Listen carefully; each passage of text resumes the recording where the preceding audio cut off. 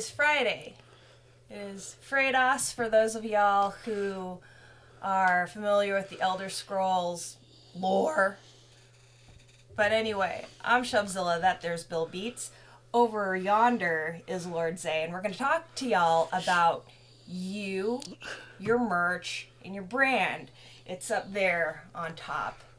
Basically why it's important to have consistent branding, whether it be your offerings merch-wise, or even how you present yourself in terms of like your official artist thing. For instance, Bill Beats and I are 99% always in grayscale, because that's part of the look that we have, and part of what we want to do, and it's based off of the vision you have as well for what Nerdcore is because I'm colorblind, so just makes it easier to edit photos. Are you really colorblind? No. It can be part of I know people that are colorblind. I don't have anything against colorblind people. I hope I not. love them all equally. So let's go around and just introduce ourselves. Like, I know, I'm sure, not that I know, but I'm sure folks that tune in are familiar with our work, but just in case hoes live under a rock, let's talk about, let's say who we are, what we do, and also, who we are, what we do. Something about merch, I guess. Cool. Is that you starting? I guess so. Keep it with the branding theme. Is your favorite sad boy, Lord Zay. I get on stage and I rap and cry about my feelings, and sometimes drop nerdy bars and talk about wrestling. That's me. Me in a nutshell. There you go. I like it. I am Bill Beats. I am colorblind, and we do everything in black and white. All right, your turn. Okay, so I'm Shubzilla. I'm the other half of Noir Grime.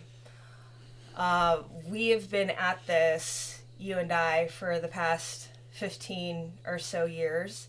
I like to say it's longer than any Kardashian marriage, which is very nice. Good for you. Yeah. Good for you. Good for me too, I suppose. But anywho, my merch background, I've worked a lot of retail. I was a former merchandise manager for an organization called Geek Girl Con for about, I think, 10 years. And then, of course, Bill Beats and I, as well as Lord Zay, we all sell our merch. So that's me. And I think, did I say I rap? People know I rap. I rap! It's good. So, let's see.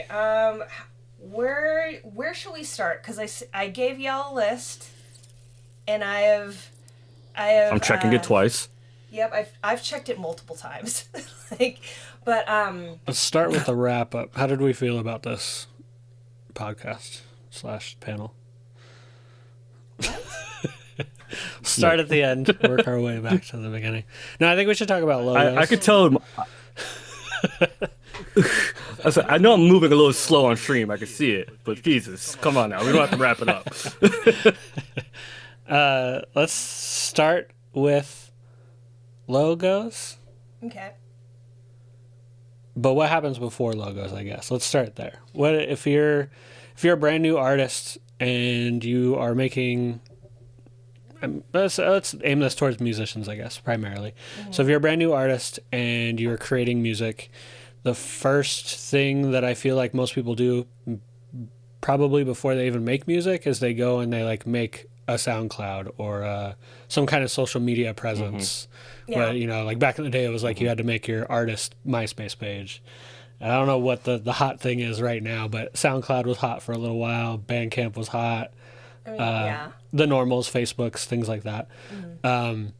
So TikTok now, I'm assuming. Yeah, right. And so like out of the first 4 questions, it's like, what's the name of the account? So like your artist name, where you located, a bio, so some kind of definition of like what you're doing or who you are, or links to other things like that, and then an image. Yeah. Right. So a lot of times this is kind of where the branding begins. Like, what is your image? Is it just an image of you? Is that your branding? Are you the face of the branding? Do you have a logo for your branding? Whether that's a cute cartoon of yourself, or a logo that is your name spelled out in a cool font, or what else? What are some other? Just freaking Tom's picture from MySpace. Yeah, or even like even things. I mean, that's iconic. Right. I mean, even things people say, like one is like, I think, yeah, it's Jey Uso's Yeet. Yeah, so that's one that's one that like for wrestling folks, they would know, right? Or like, I guess in our case, I would think that the Shubs was right one. Yeah. Is another one. I don't say it. That's y'all. That's my Florida guys. That's what they be saying. But things like that, where it's those kind of sayings that's kind of like catchy and memorable or what have you. Right. Yeah, and it can kind of set the tone for what the consumer is getting themselves into, right? So if somebody lands on your page, they see the image, whether that's a logo or a picture, and that can kind of direct them into what to expect by the time they click on your music to listen to it.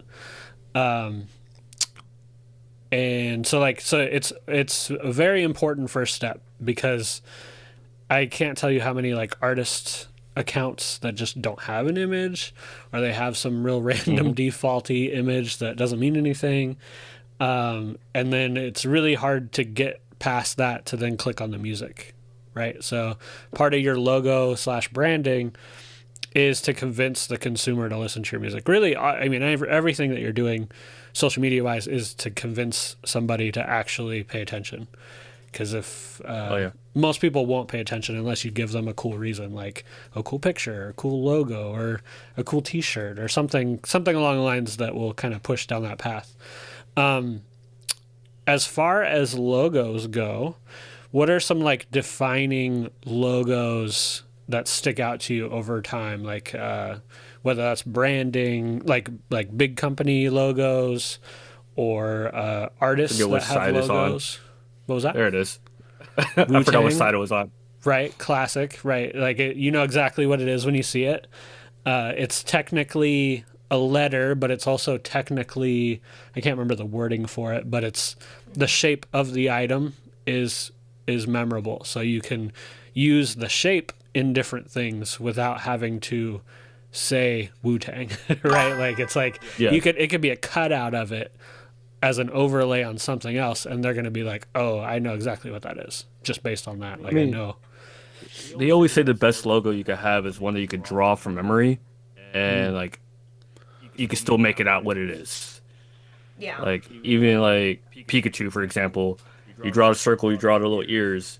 That's you know what it is. Right. It doesn't have to be exactly what it is. Yeah, and like that's a great example. I think some could say that Pikachu, which is not technically the logo of Pokemon, but it's recognizable, and for some people it's like, oh, I know exactly what that is when I see it, right? So even though it's more of like a product within their line, it still is like a very memorable thing that they can use as like, I mean, the classic, what were the little like the little commercial bumpers for Pokemon, where it was like an outline of one of them, and it was like, who's that Pokemon? Yeah. Oh, who's that Pokemon? Right. And really what they're doing is they're building the memory for you to be like, I know the shape of this thing, and I know that that's a Pokemon. You know what I mean? Like, yeah, it's a Jigglypuff from above. Right, exactly. You could be waking up and see a picture of something that's Pokemon, and you're probably going to know what Pokemon it is because of that. Because like you know all the shapes of all of them. So great branding. Yeah. Obviously, like Apple is up there. Apple's one of the big ones where like they kind of defined the simplicity of just an image, and it's like that is that brand. You know exactly what it is.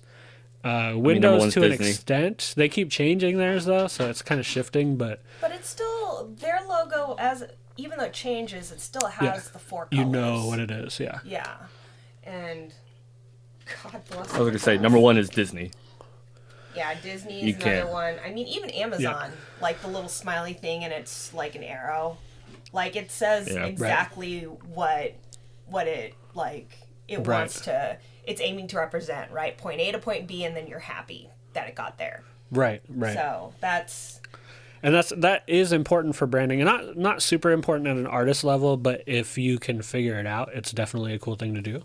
yeah. Where you can be like, here's my name in its entirety, but then here's a shape that's associated with that will connect to that. So, like Netflix, right? Like the whole thing is spelled out technically in the logo, but then if you see the red N, you know that that's Netflix, Right. right? So like some kind of like shortened version. Well, I mean, to take it to some of our peers, right? Mm-hmm. Like, for instance, Schaefer's branding Mm-hmm. is pretty much all purple, like purple and black and what Yeah. have you. So, like he has a shirt where it's a black shirt and the lapels say Schaefer the Dark Lord because Right. he always wears a suit and it's purple, or there are accents of purple. Right. So things like that where people can tie in like whatever your branding is or whatever your piece of merch into like who you are. Those are important those are important things too, because that's gonna build the memory of, oh, Schaefer's that rapper who wears a suit. Right. He is in purple. You know, things like that. Right. True. Yeah.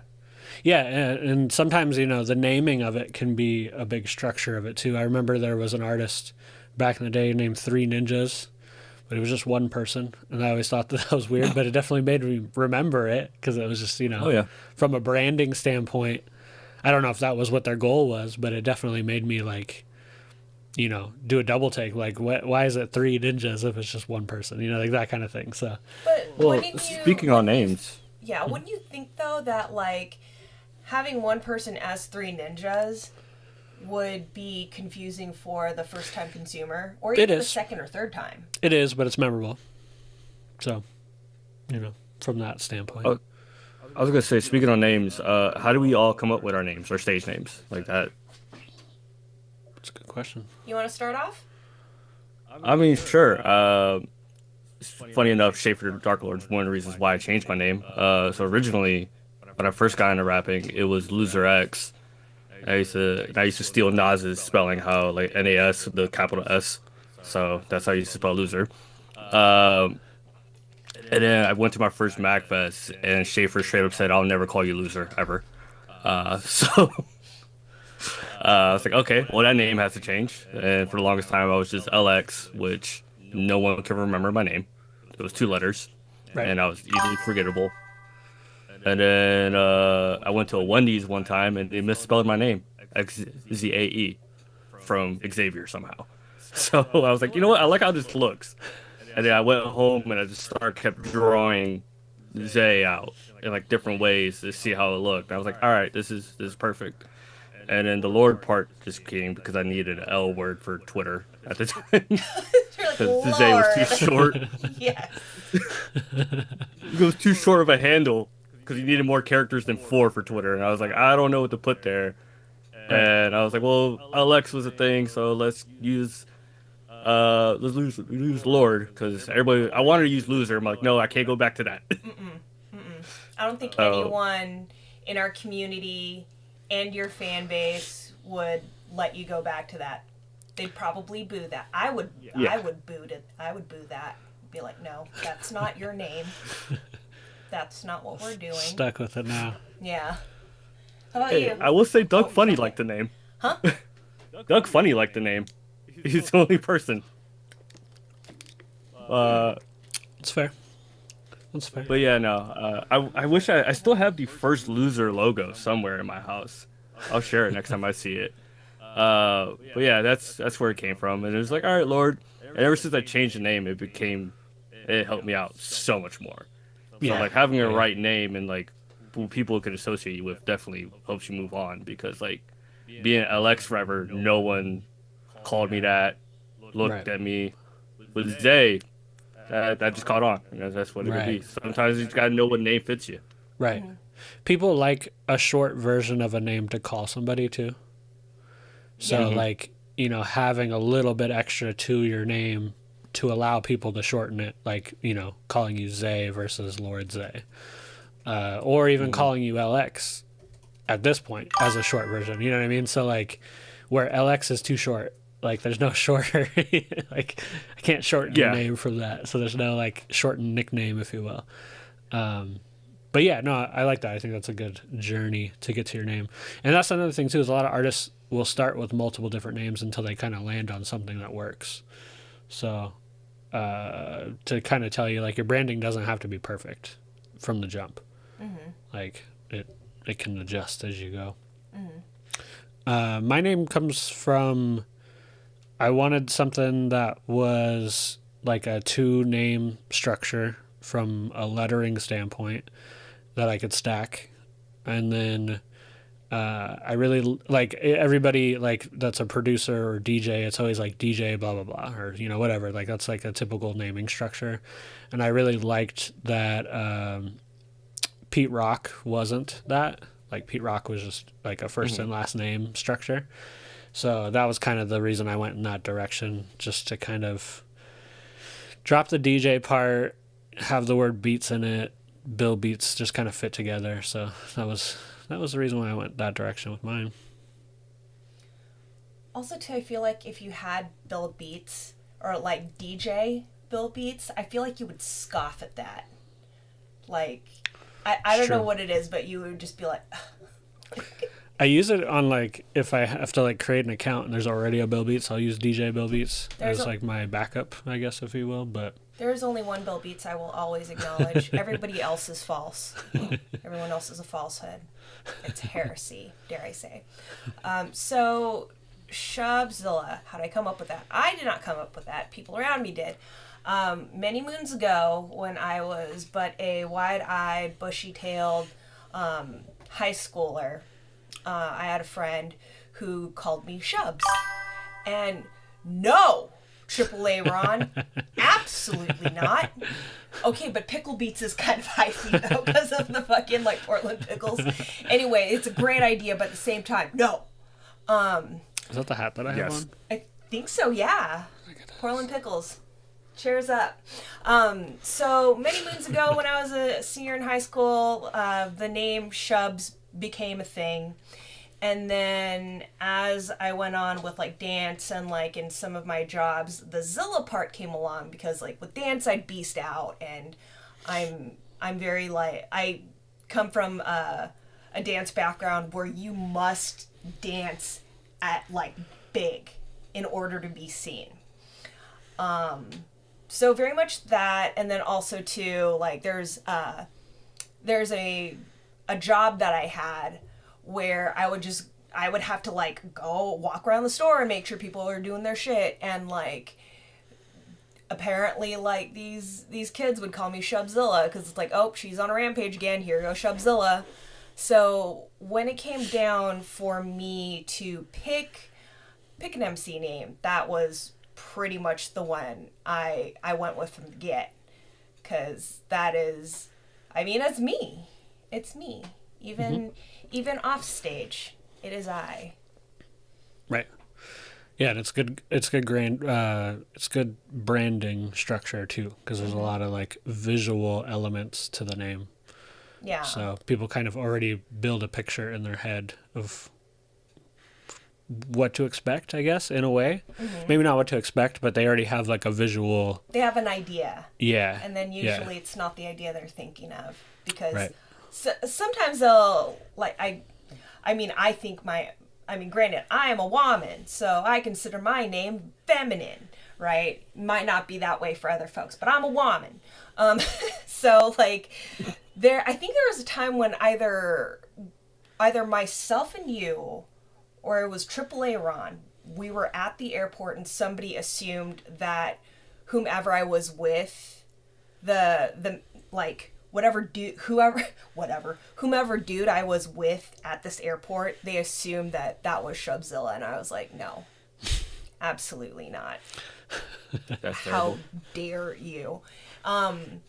But yeah, so that's that's pretty much how I came up with mine. I didn't really have much of a I didn't really what's it called? I thought about it, but I didn't really need to, because I Right. guess I was named this from the get. I was destined for this name, if you will. So yeah. But yeah, what's in a name? A whole hell of a lot, hoes. That's for damn sure. Let's see here. What else do we have? So what do you want your logo or the things you offer to say about you? So I can start this one off. So one thing about Noir Grime, what Bill Beats and I are about, are vinyl. So oftentimes we will have like vinyls that we sell, and then also for the Noir Grime Record Club, there's a record that comes out to folks that are on that monthly. Vinyl is a big part of our identity because, one, it is everywhere in this fucking studio.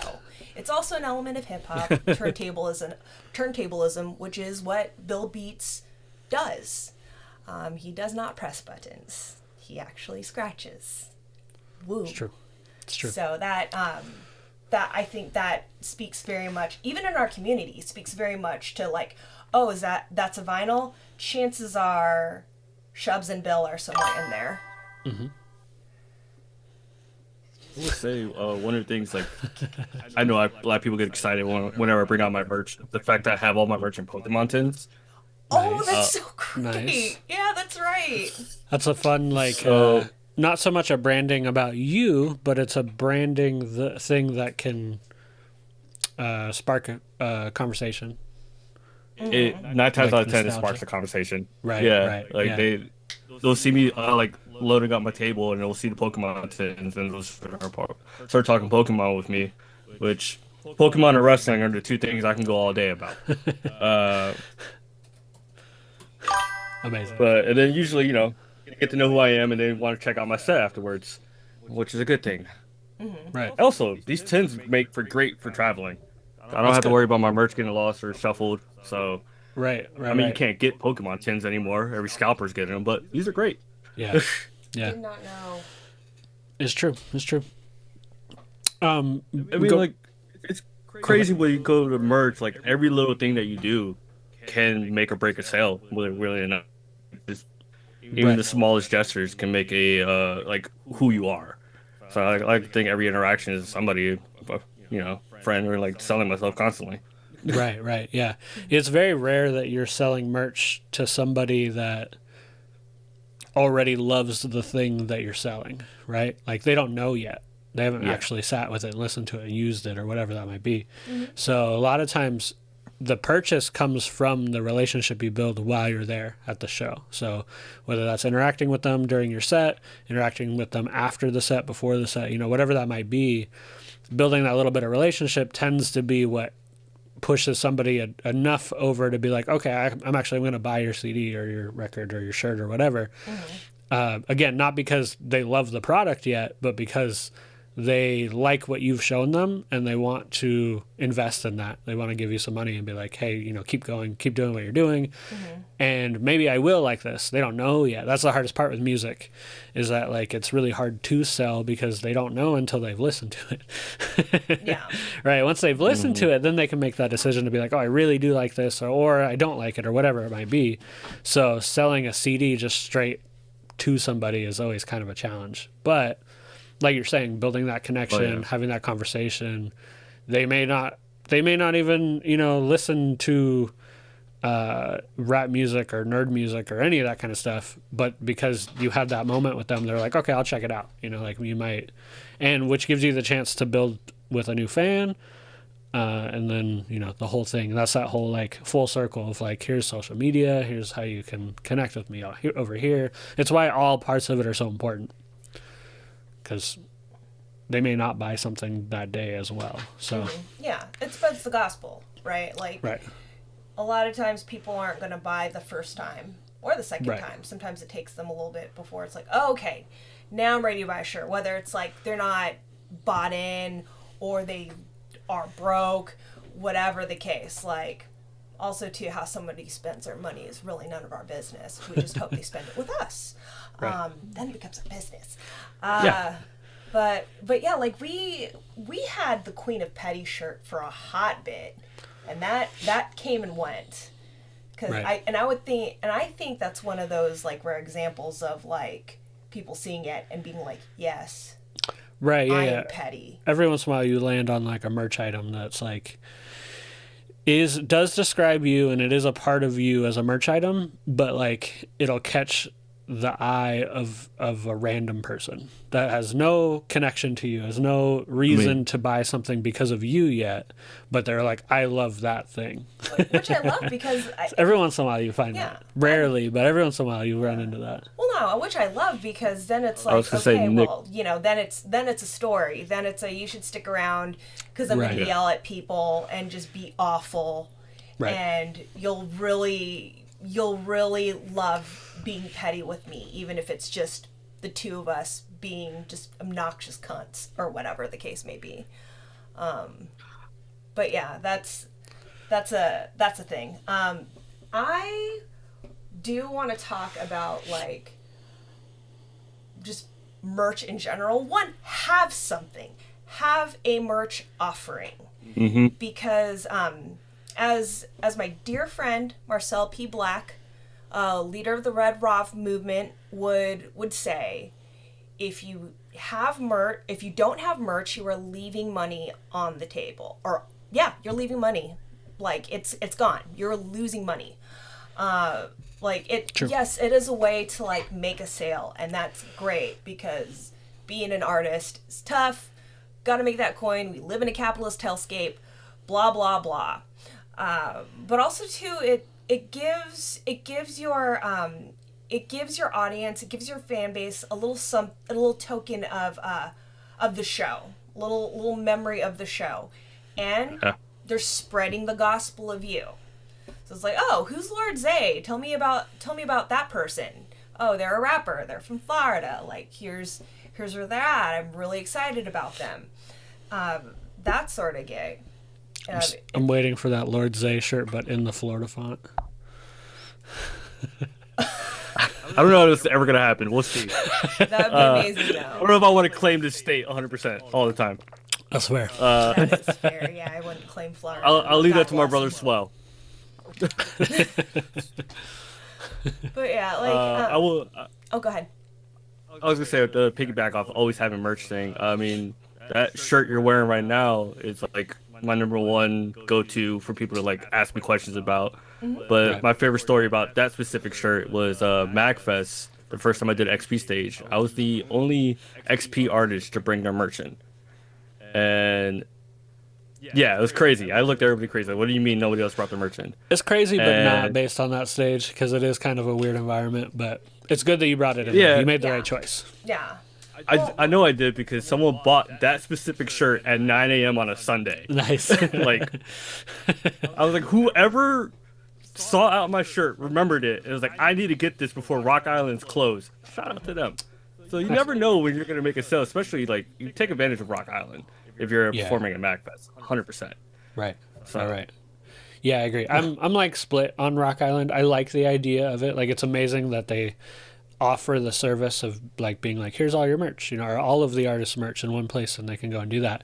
But the thing that you lose with Rock Island, and this is not like to shade what Rock Island is, but what we were talking about before was that being able to build a relationship with somebody and talk to them and talk about your merch and all that. And like that's like such a big component for us for selling merch. Yeah. So Rock Island kind of separates that a little bit. And so then you're really going on like, all right, I have to convince this person that doesn't know who I am, has never seen me before, to like me.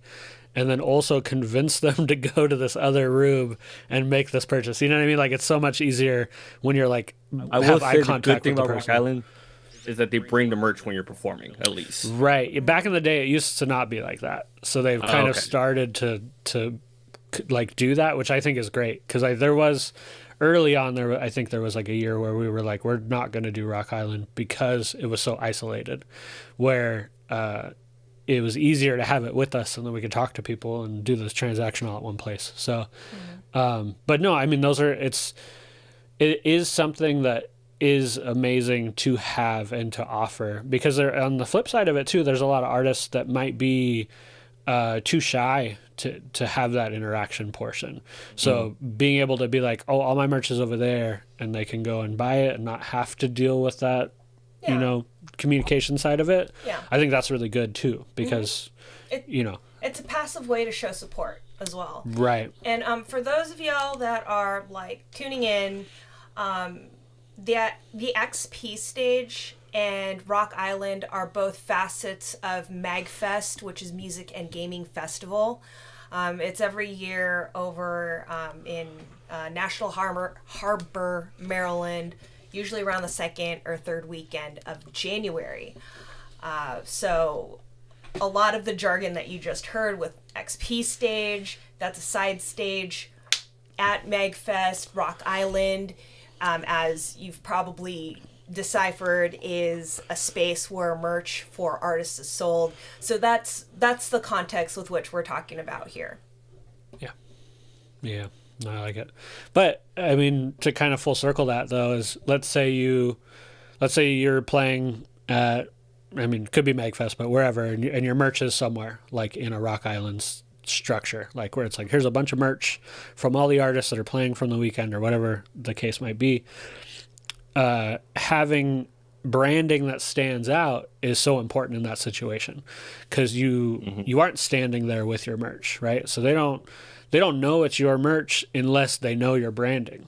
Like they look at it and they're like, I know that name, I know that colorway, I know that the artwork, like things like that kind of all trigger like the memory of like, I saw this in a hallway at 2:00 in the morning, these people were playing music, and now it's 2 days later and I'm in the room with all the merch, and I'll be like, oh, I remember that logo, I remember that name, or whatever it might be. So like, super important that you get all of that branding within your product, because otherwise you end up with a shirt, and let's say your name's Steve and it just says Steve on it.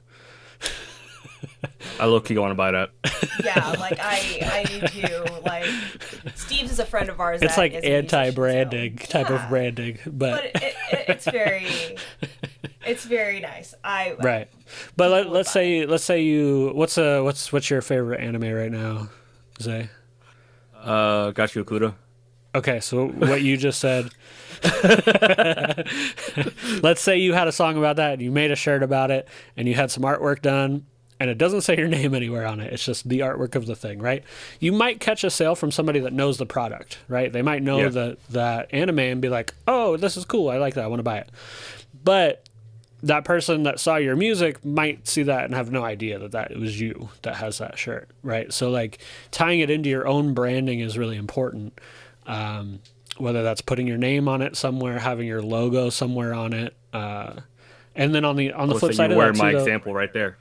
Yeah. Because that is a parody of a wrestling brand. I'm not going to say for legal reasons. Right, exactly. But people usually spot it, and my logo is right there too. Right, exactly. Yeah. It's a good like full tie-in for that. So like, it's important to do that, and then it's also important on the flip side of that is to not get too stuck in your branding. Yeah. A lot of times people will be like, well, this is my shirt and this is the type of shirt I make and this is the only type of shirt I make, right? So like have fun with it, you know what I mean? Like play with it a little bit. If people know your name, in theory, well, don't do this, but you could in theory like take the Disney logo and change the font to your name or whatever.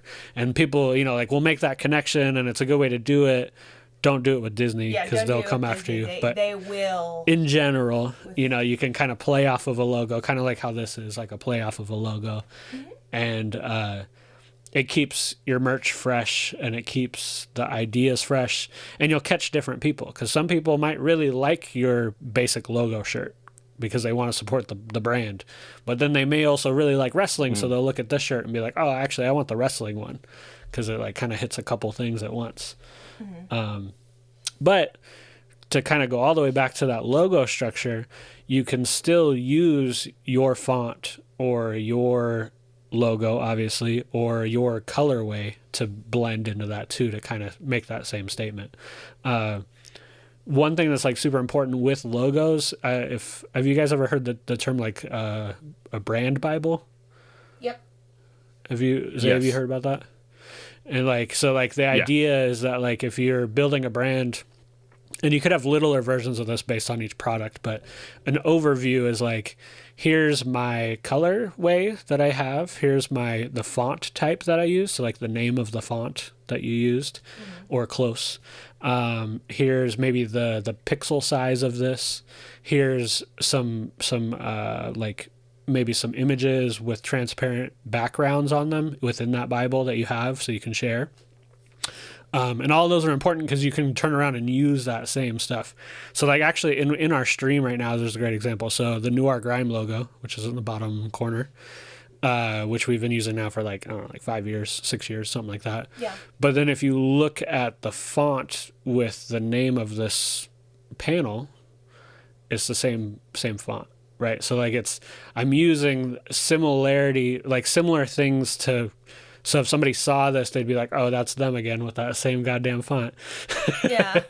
But it ties in the full brand structure of it so that like, you know, the shapes of the letters are kind of similar across the board, things like that.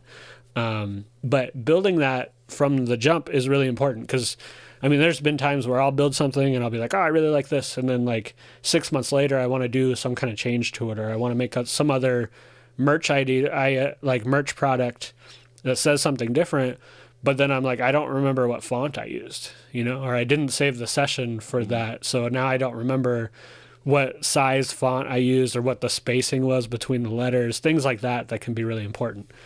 So putting together a brand Bible is important, but it doesn't have to be extreme. It could just be like a Word document that's like, like here's this font, this color, this size, these things.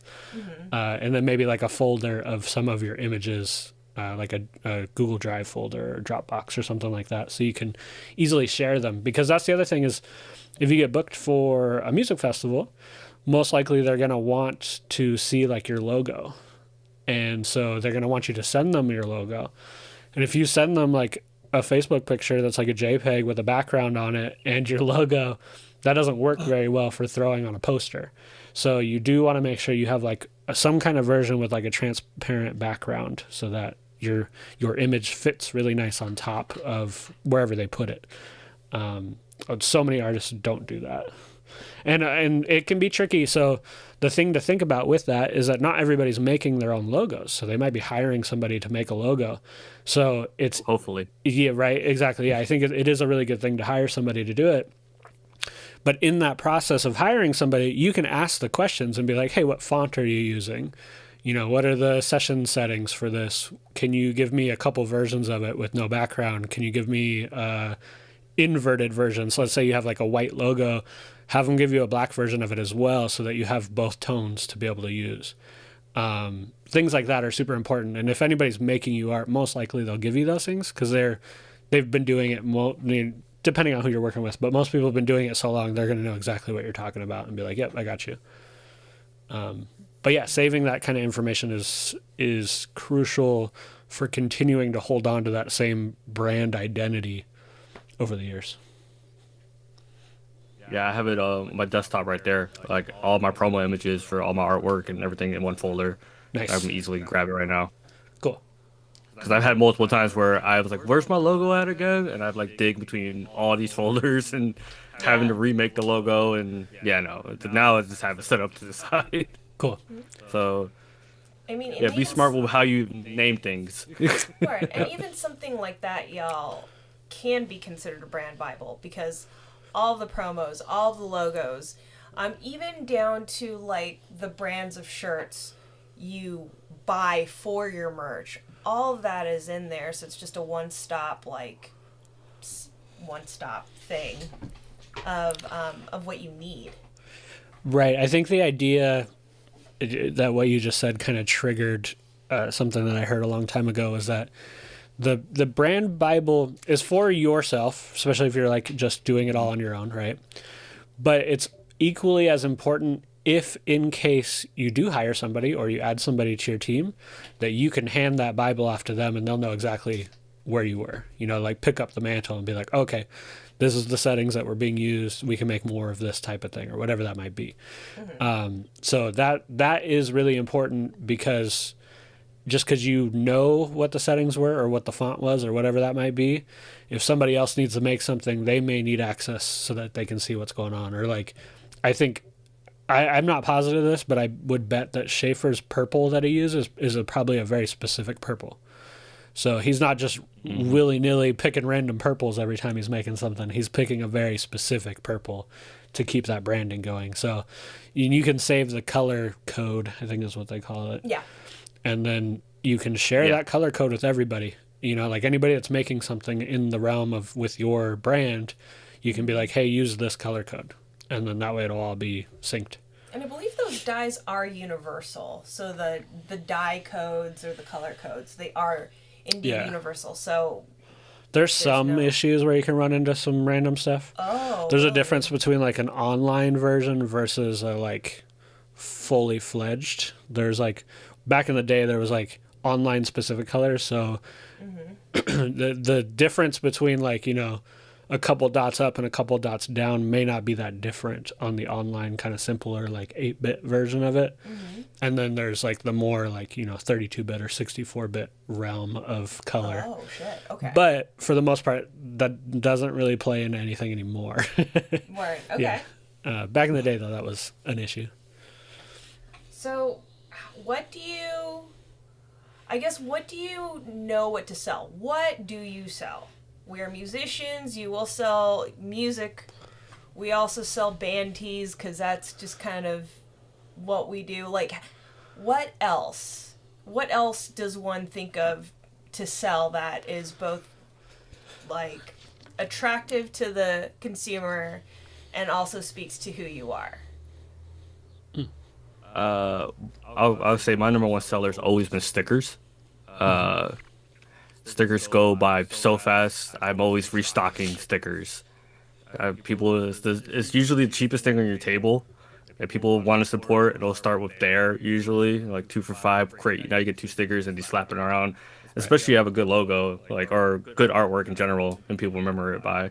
So like that's my number one thing I'll praise and sing about is always have stickers ready to go. Yeah, no, that's a great example, because it's also like because again, going back to that, like building a relationship with somebody and they maybe haven't heard your music yet. So it's like a low entry purchase, you know, like they're like, okay, I liked talking to you. I don't know if your music's good yet, but I'll buy your sticker. You know, like it's like, cool, I'll show a little bit of support. I'll buy your sticker. So yeah, I think a sticker's a great thing to have. They travel really well. They're light. Yep. So like they're really easy to take with you when you're going, like if you're on a plane or something. On the flip side of that though, like I think that our big selling thing is vinyl. I would say that's the thing that I push. It's like our most expensive item. And so you have the person that you build that little bit of relationship with you, and they're not fully invested yet, so they buy the sticker, right? Because they're like, cool, I'll give you a little bit of money. But then you have the reversed version of that, where it's the person that maybe saw you play, they're fully invested, they want to give you as much money as they can, so they look at whatever the most expensive product is on your table, which could be a hoodie or a record or something like that.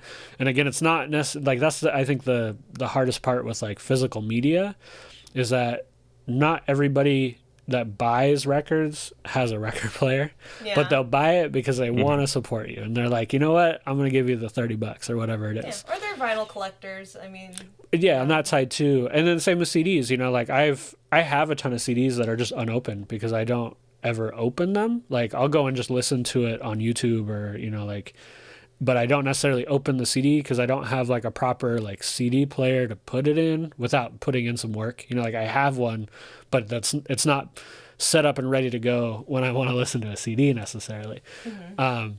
But I still might buy the CD though, because I'm like, well, I want to buy the CD because I'm going to listen to this. I may not listen to it from this item that I'm buying, but I'm going to listen to it. So, so having the physical media is important, as having merch in general, but having physical media is important because it allows your fans and or to be fans to purchase something from you to support you, right? Because it's kind of weird if somebody's like, here's $20 just because we liked you, you know what I mean? But if they're like, here's $20, I'd like to buy a CD, then it's like, cool, absolutely, you know, like here's a CD and you got to give me $20, you know, like that kind of thing. So Also, the piggyback off of that, I mean, collectibles are starting to become thing now because some people don't have a CD player, so Right. vinyl is a form of like a collectible.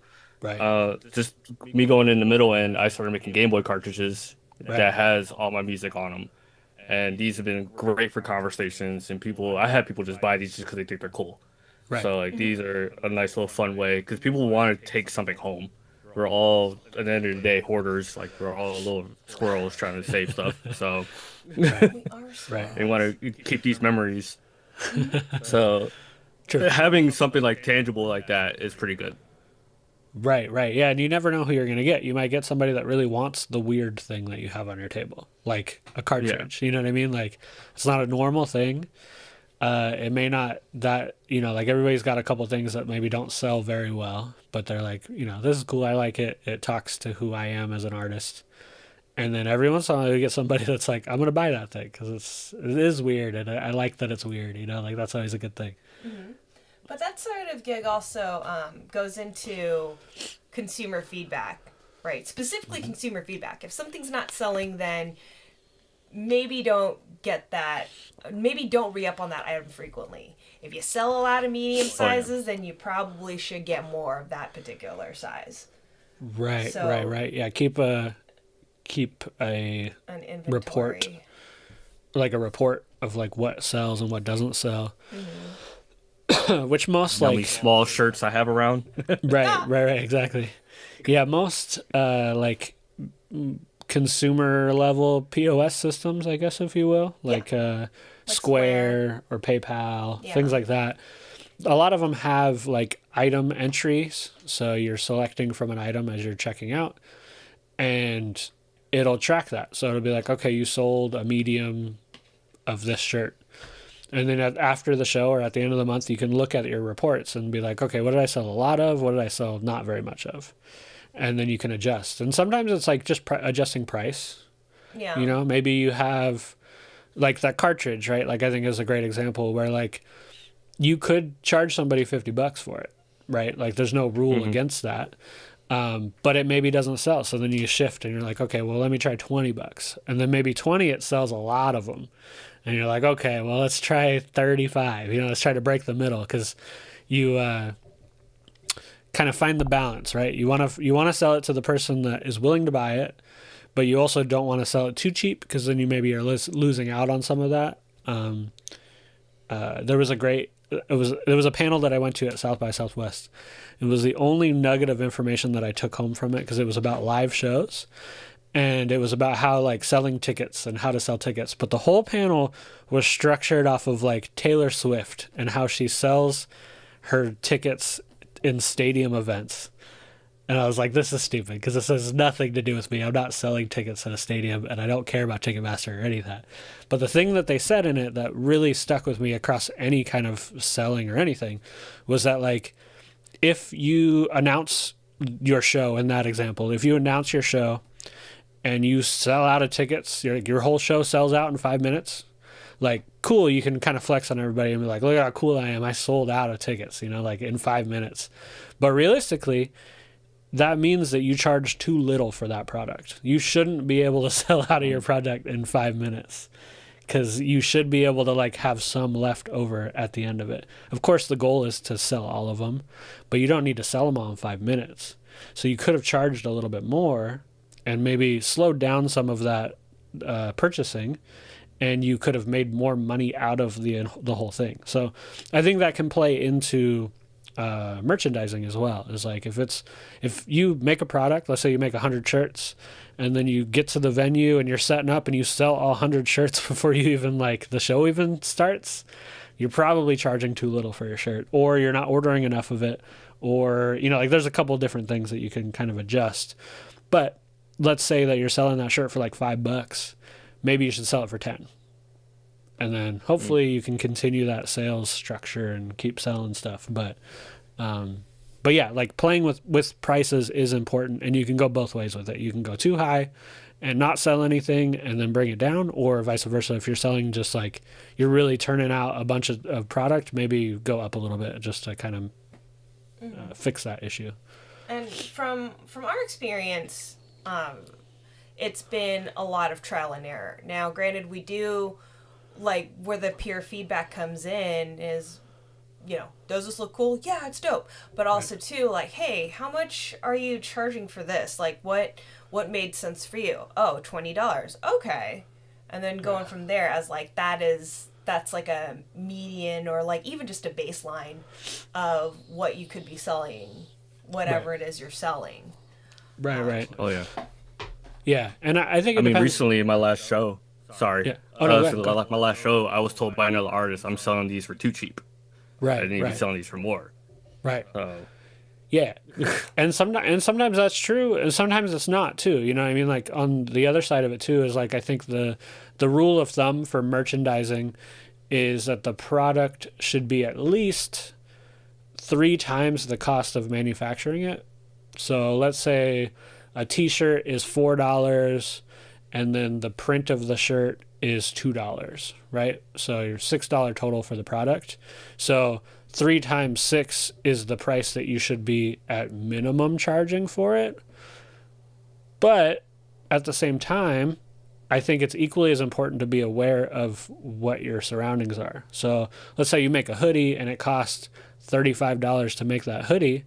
Like you're not going to charge 3 times 35 because you got like a really nice product, and sure, it was $35 to make the product, but maybe you only want to charge $5 on top of it because you want to make sure that you are bringing value to your customers. You know what I mean? Like maybe they don't want a $300 hoodie. As nice as that sounds to sell a $300 hoodie, it's not always realistic. So maybe, if you only make $5 off of your total product cost, that's still $5, like at the end of the day. And then on top of that, like having stuff to give away too.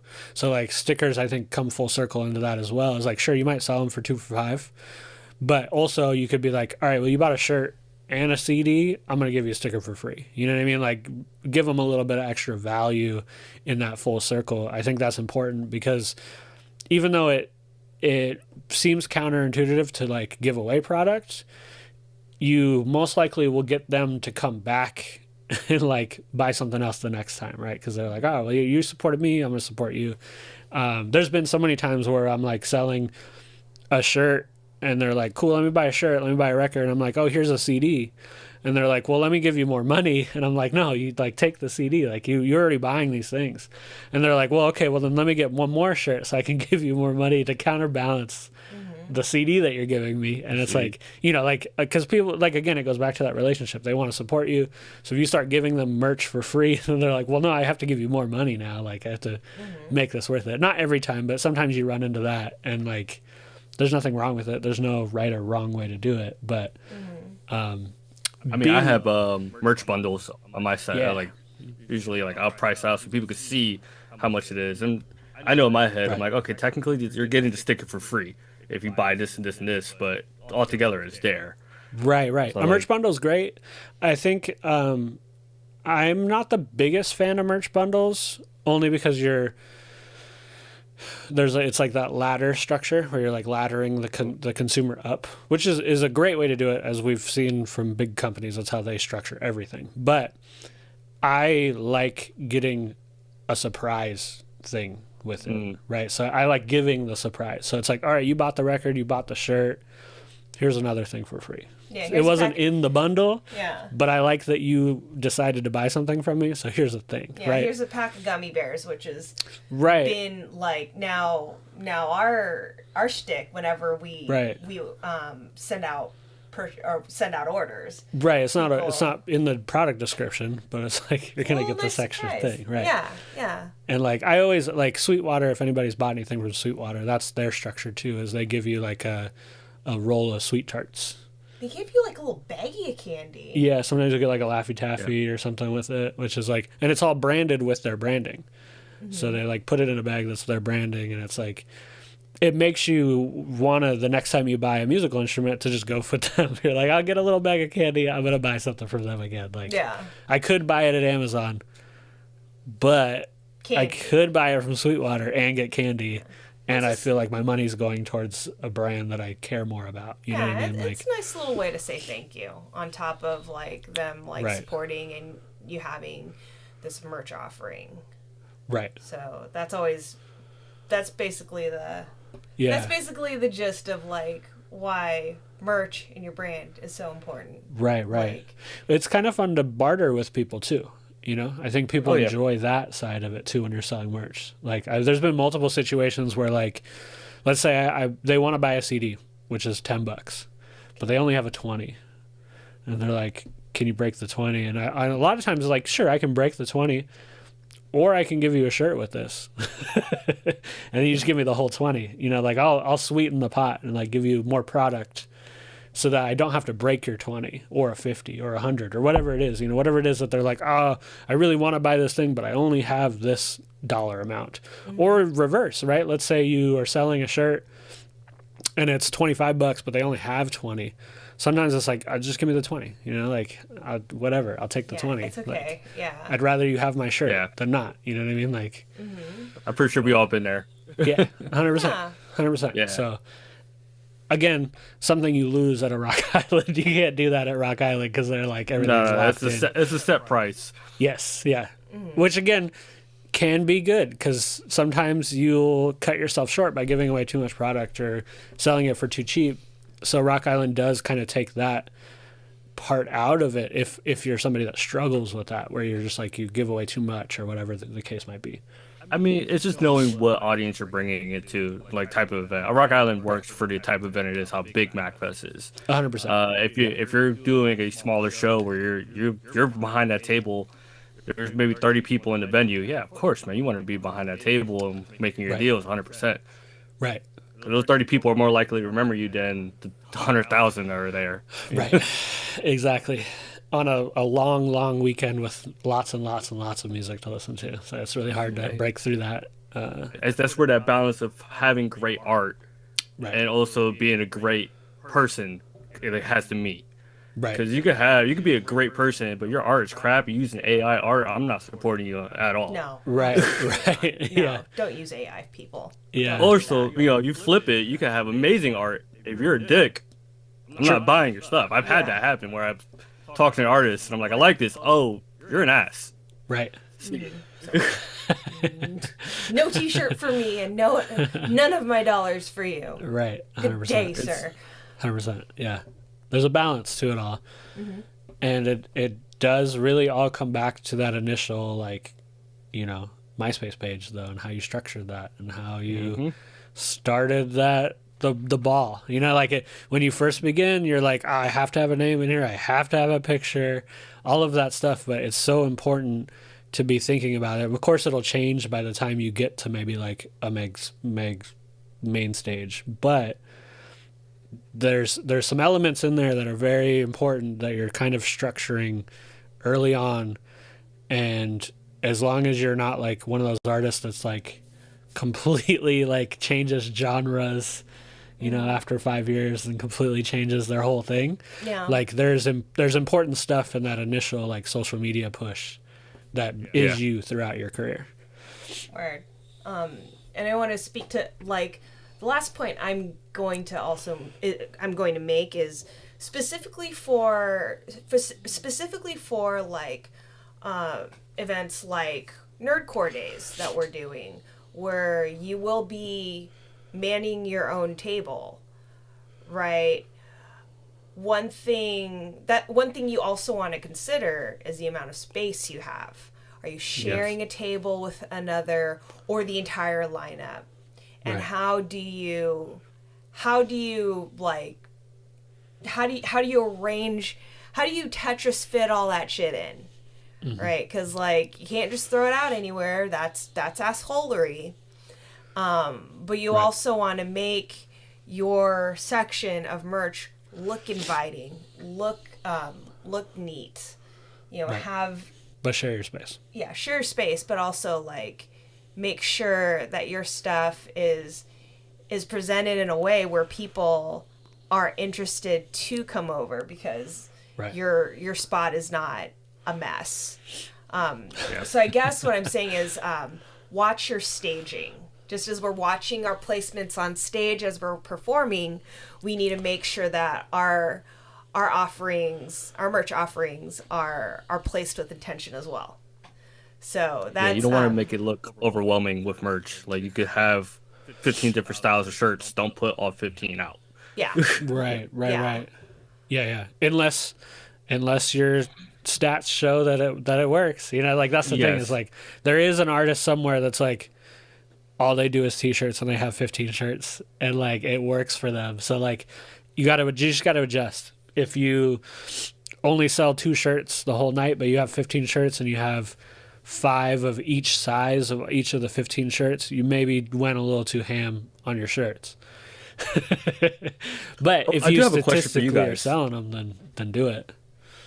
So I have a question for you guys. How close do you like to be to your merch table as you're like at a festival? Like how often do you want to check back into your table and make sure be there to sell? Often. I think the right answer is to always be there. Yeah. I think that there's some level of like being able to read the room though too. Like you may play an event and nobody cares. And it doesn't hurt to stand at your desk and still, sell your merch.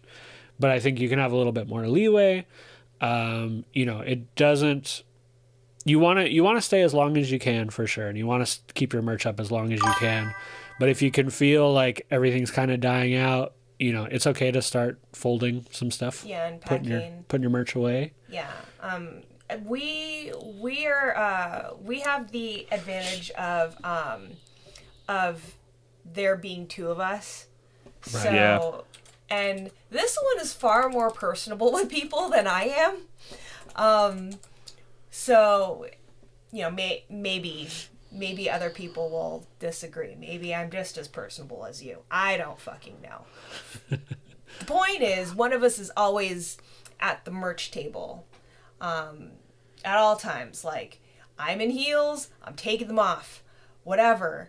I'm at the merch booth. Somebody will probably come up and say hello and like ask questions about the merch or just gossip with me. Like that's an invitation that I will often give people to come and see me at the merch table is like, let's talk shit.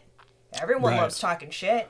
Right. So, come on over and see our wares and talk shit with me. I think an important thing too is like keep your eye on your merch from if you can see your merch from where you are, then you can see if there's somebody kind of hovering.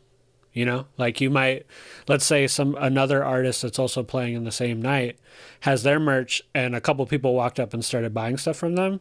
That's a good time to get back to your table, just in case. They may not want to buy anything from you, but at least be there so that when they're done with that transaction, they might look and, I think there's a level of, it feels disrespectful to walk up to a merch table with multiple artists and only look at one and then turn around and walk away, right? Mm-hmm. And like, not that it is, like it is what it is. We want you as a consumer to buy the thing you want to buy. But I always will see somebody, like, especially if we're playing a show with like a bigger artist that we know, and we know that the person that's coming to the show knows who they are, right? So they come up and they look at their merch. We haven't played yet. There's no reason for them to know who we are yet, but they'll always at least look at stuff. Right? Like, and I think that's important. And that's your chance to kind of break that ice for a second and be like, hey, how's it going? Or like, like, hey, do you know this other artist? And they'll be like, yeah, I'm a big fan of theirs. And they're like, oh, cool. Like you can have that kind of little discussion. And normally in that period of time is normally when the bigger artist isn't at their merch table, right? They're out getting food, doing something else, prepping for the show, whatever it might be. So as a littler artist, it's super important to be there at the beginning of the show because that's when that person that comes into the show, they know they're going to buy something.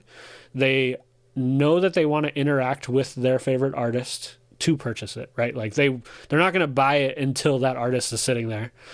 But again, they're going to look and scan and like kind of look at everything that's on the table. They may not buy something from you right then, but after the show, when there's a line of people that are there to buy the merch from the big artist, there's a good chance that they might slide over and grab something from you.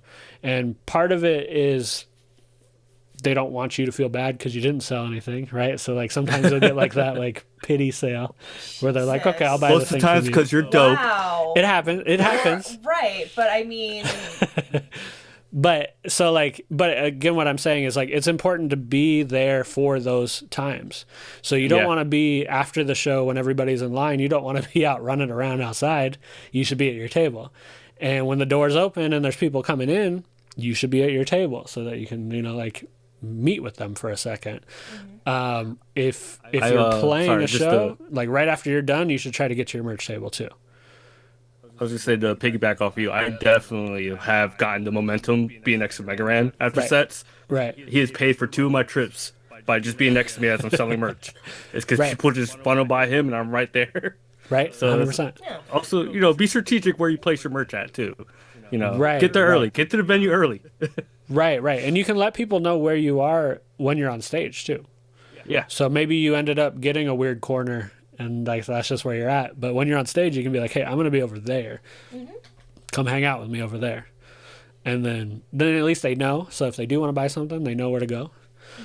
But yeah, communicating is important. Like I think a lot of musicians going all the way through releasing music and playing shows and getting booked for shows and selling merch, all of those things from a like marketing standpoint, a lot of times musicians are not very good at or don't want to do.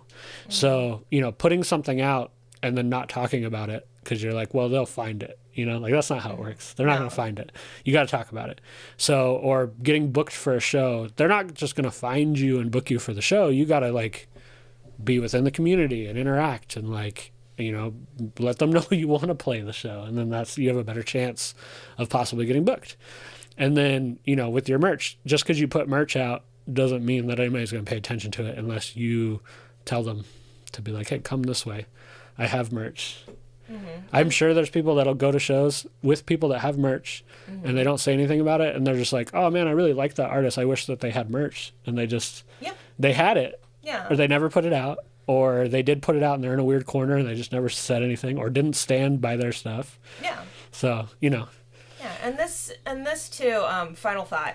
This too, like, it's not just at the merch table at the show, but it's anytime you are releasing any sort of merch out and about. Right. Sing its praises throughout the interwebs or what have you, because it's another way to drive traffic to you, whether that be online or in person. And they can find you and you'll have a fan that appreciates you and will come to a show and be a repeat attendee and customer and passively and actively spread your gospel. Right. Now, speaking of where we can find folks, you can find us at Nerdcore Dayz. It's in a couple of weeks, March 11th through the 13th. That's Wednesday, March 11th through Friday the 13th at Kick Butt Coffee. Again, this is in Austin, Texas. So if you are around the Austin area, and you will be around at that time, the place to be is at Kick Butt Coffee for Nerdcore Dayz. It's a free show, and I believe it's 21. It's all ages until like 9. I think 9 or 10. Yeah, from my understanding, the rest of the city is dead too. There's nothing else happening, so come to our show instead. Yeah, come through, say hello. I mean, we're the best thing happening regardless. Right, 100%. Exactly. So we hope to see y'all there. Lord Zay, where can these people find you? I'm on everything. I like to say I am Googleable. You can just type my name into Google, and I pop up everywhere. You can put that on a shirt. Maybe. I don't know. Don't do it. I will say this. When you do come to Nerdcore Dayz, people, go ahead and donate everything in your closet to Goodwill or whatever thrift store you want to. Buy everybody's new shirts. Get a new wardrobe. Buy every shirt from every artist there. Because these people are traveling a long way to be there. And it's going to be an awesome time. It's true. And to all the artists that are watching this, bring merch. Yeah, please bring merch. Please bring merch. My God, bring merch. Bring a shirt, even if it's one shirt or one CD. That's okay. It doesn't have to be big, crazy amounts of merch. Just bring something to give away. Like I think there's it's as important just to give something to somebody. So yeah. Where can they find you, Bill Beats? At Nerdcore Dayz, Kick Butt Coffee. Where else can they find you? On the internet. I'm Googleable, as they would say. Okay, so it's up to me to actually answer this question appropriately and effectively. You can find us on noirgrime.com and everywhere on the internet at Shovzilla and at Bill Beats. I'm mainly active on Instagram, but I'm hither and thither, and this one is not as active as I. So if you, for whatever reason, need to have a Bill Beats sighting, you can always hop on my page. But also follow him. And find us on Bandcamp too, noirgrime.bandcamp.com. So that covers that. That covers you, your merch, and your brand. And that was just like a little smattering of the many facets of marketing yourself in terms of like product and things that are not necessarily your music. So come see us again, Nerdcore Dayz. The link tree is below on the screen there. We do have a Discord. Please join us there. And most importantly, join us at the actual festival. Again, it's March 11th through March 13th. And that's pretty much it from us. So we will see you there. Go do something productive. And always bring your fucking merch. Please. I'm going to add one thing. Yes. Don't use AI. Do not use Also AI. Don't do it. Also true. Please, Don't do it. don't use AI. Bring fuck ice. Bring human designed merch. I did also just realize that we didn't record this, so we are going to have to start over. All right. Peace, everybody. Bye. Thank you.